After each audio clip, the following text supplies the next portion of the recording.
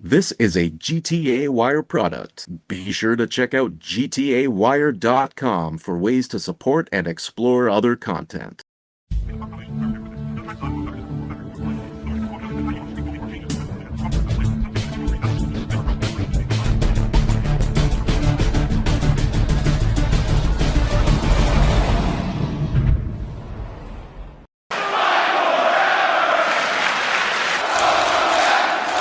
Now they're chanting, "Welcome back." When we were young, we dreamed of this day, where we get to show the world what we're about. That I am more than just a pretty face. That I'm king of the world. That we're all grown up.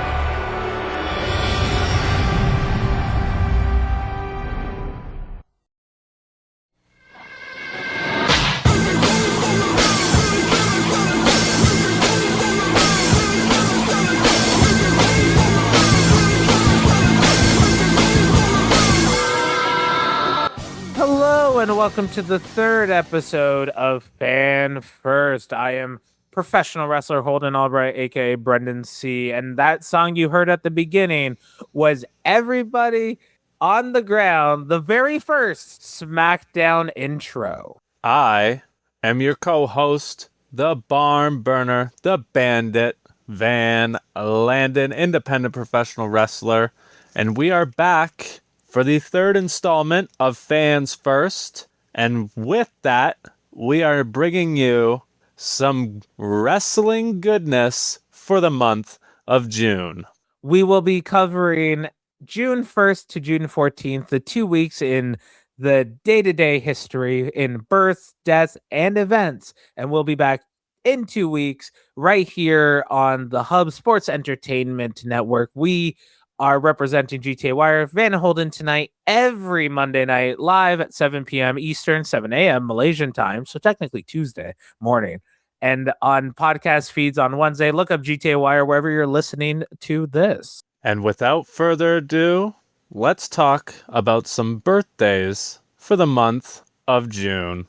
Happy birthday to you. Happy birthday to you. On June 8th, 1994, the current Women's World Champion, Liv Morgan, is born, currently in her third reign, and is the de facto leader of the Judgment Day stable. On June 2nd, 1977, the phenomenal AJ Styles is born.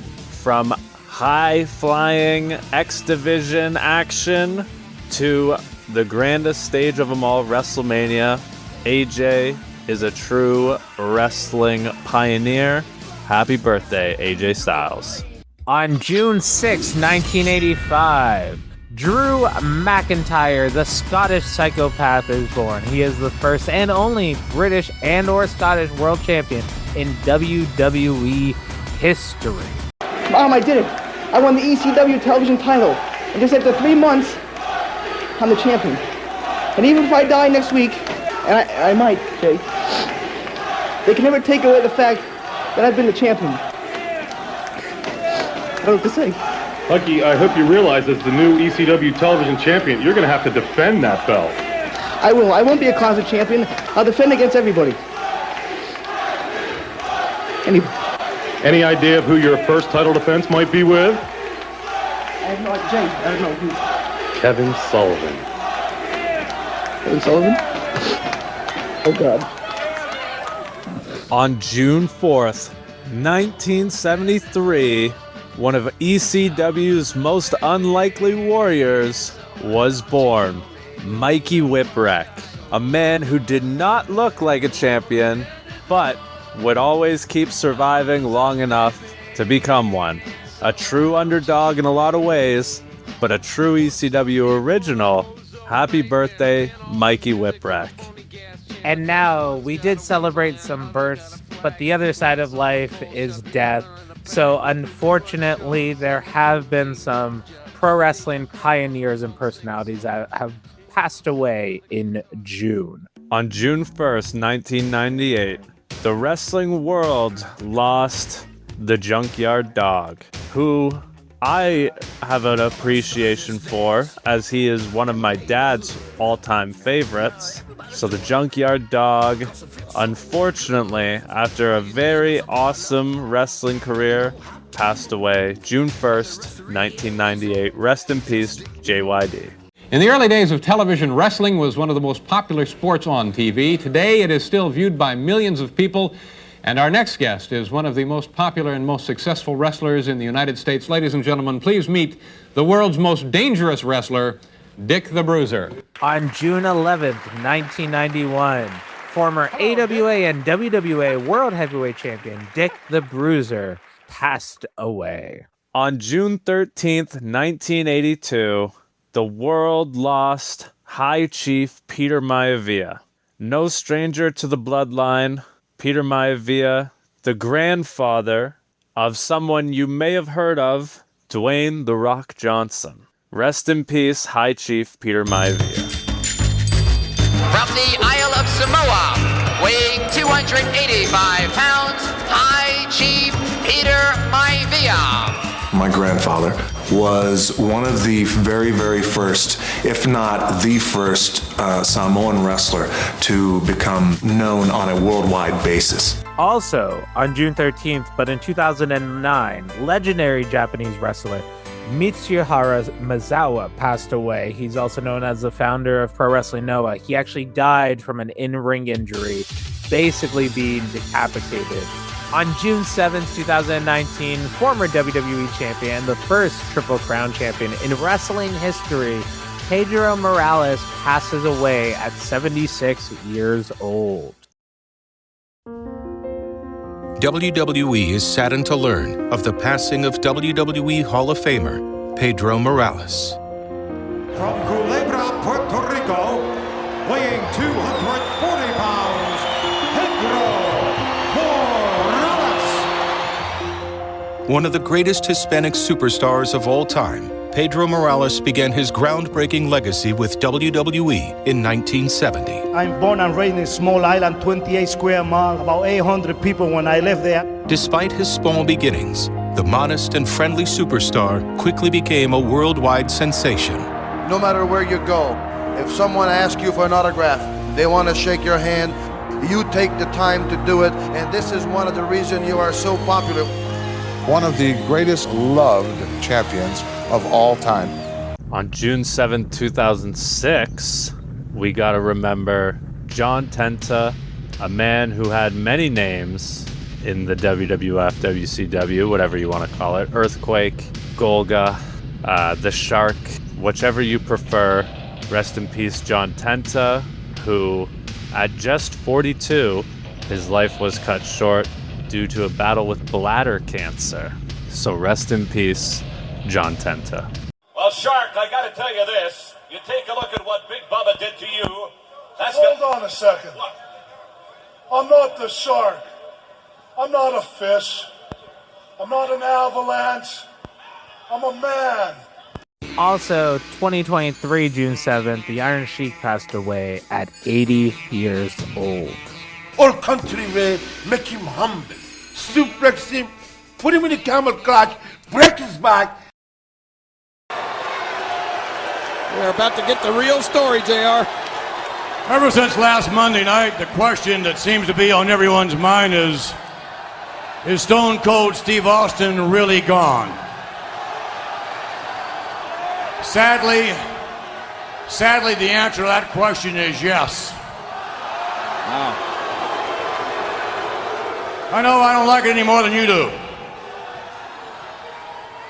The other question on everyone's mind is, one day will Stone Cold Steve Austin be back in action in World Wrestling Entertainment? That's the question. I sincerely hope so.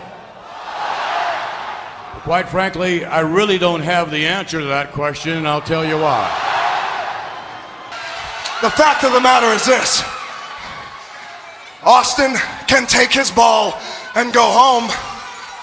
On June 10th, 2002, Stone Cold Steve Austin walked out of the WWE just hours before Raw was due to go live from Atlanta, Georgia. On the show, he was booked to face and lose to Brock Lesnar for the first time ever. Austin was enraged that WWE would give away such a potentially historic match on Raw, and this capped many months of frustration with his booking in the company and his physical condition. Austin would not appear for the WWE again until February 2003. Vince wanted me to do the favor for Brock, and I said, man, F you, because it was a business. Man, that was one of the things I really wish I would have got to do was work with Brock Lesnar. But it was just a terrible business decision to beat me on a Monday Night Raw match. No advertisement, no pre-build or anything like that. That was a money match at a major pay-per-view. We enter this ring so that one day we can perform at WrestleMania. And at WrestleMania, Edge and I, we tore each other apart in a last man standing match. And although it pains me to say this, on that night, Edge was the better man. And I know deep inside my gut, without a shadow of a doubt, that Edge is not the superior wrestler. I am. If you've got the guts, then at Backlash, it'll be Edge versus Orton in a straight-up wrestling match. You are quite possibly the most talented person I've ever seen in a wrestling ring. But this isn't the life you wanted. This is the life you were handed. You don't care. Are you kidding me? Cut it out. Are you done? And are you gonna accept my challenge or what? Stop it! Shut your mouth! Yes! I accept your damn challenge! We will see Edge versus Orton. It is a match that many legends are saying could be the greatest wrestling match ever.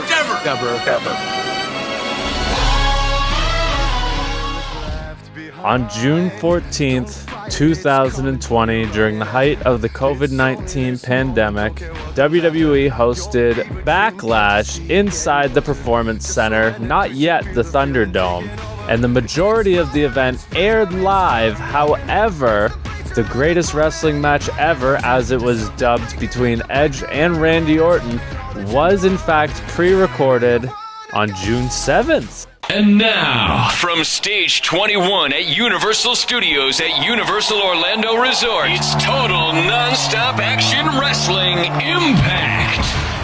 On June 3rd, 2004, TNA Wrestling taped the first ever episode of Impact from Universal Studios in Orlando, Florida. In the main event, AJ Styles defeated Michael Shane, Elix Skipper, and Chris Sabin to earn an X Division title shot. America's Most Wanted, James Storm and Chris Harris beat Kid Cash and Dallas to win the NWA World Tag Team Championships. On June 5th, 2000, Eric Bischoff won the only championship of his career, the WCW Hardcore Championship, in a match on Nitro against Terry Funk. He then gives the title to Big Vito and Johnny the Bull the next night on Thunder, as a thank you for helping him defeat Terry Funk. Eric Bischoff, WCW Hardcore Champion. On June 9th, 1994, the then WWF held its first ever Hall of Fame induction ceremony from the Omni Inner Harbor International Hotel in Baltimore, Maryland. The induction class included Chief Jay Strongbow, Classy Freddie Blassie, Gorilla Monsoon, Bobo Brazil, James Dudley, and Buddy Rogers.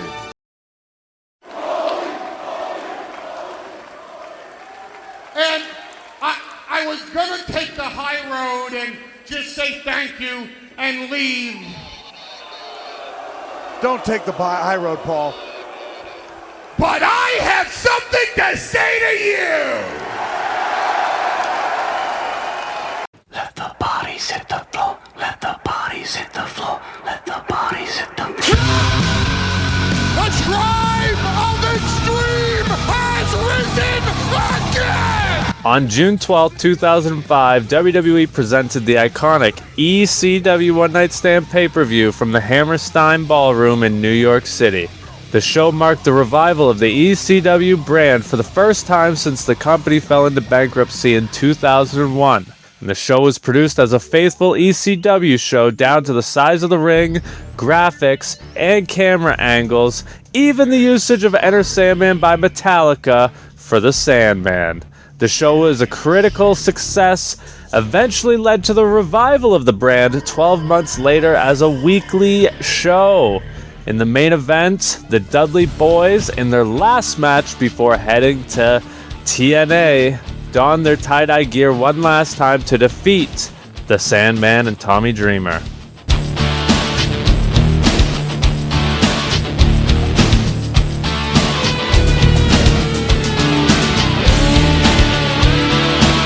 And that has been part 1 for the history of wrestling for June. I am Holden Albright. You can follow me on things at Holden Pro. And lastly, quick shout out to TJRWrestling.net for helping us find some events from the history of professional wrestling. I am Holden Albright. You can find me at Holden Pro, patreon.com/Brendan C. And I am the Barn Burner Van Landon. You can follow me everywhere at the Van Landon. Be sure to catch us on the next one in 2 weeks' time. In the meantime, if you want to leave us your June memories, send an email to mail@gtawire.com, and I'll leave you on this note. They don't want none? Nope, they don't want none. AJ Styles, happy birthday. It's your birthday month, and this is your theme song. I am phenomenal. See you on the next one, folks.